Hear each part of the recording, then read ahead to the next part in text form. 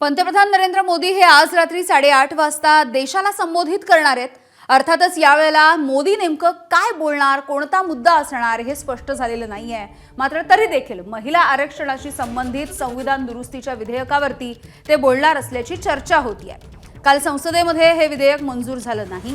या विधेयकावरती लोकसभेत 21 तासांची चर्चा झाली आणि त्यानंतर मतदान देखील झालं, ज्यामध्ये हे विधेयक फेटाळलं गेलं।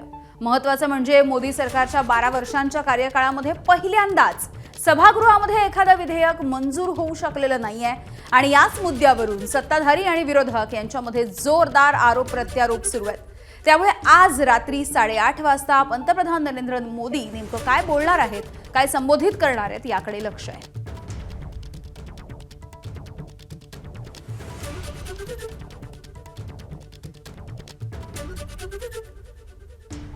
आतापासून जर विचार केला तर साधारणपणे 2 तास 10 मिनिटं शिल्लक आहेत। पंतप्रधान नरेंद्र मोदी हे आज रात्री 8:30 वाजता देशाला संबोधित करतील।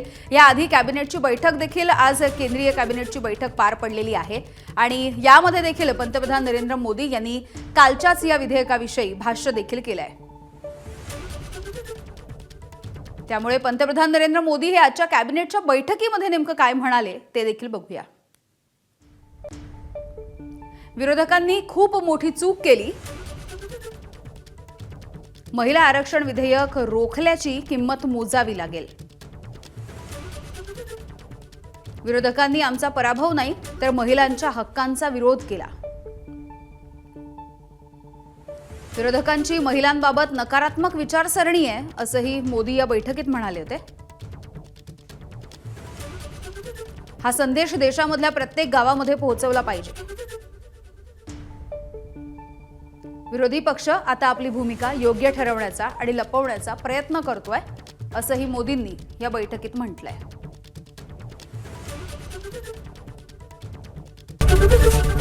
एबीपी माझा, उघडा डोळे बघा नीट।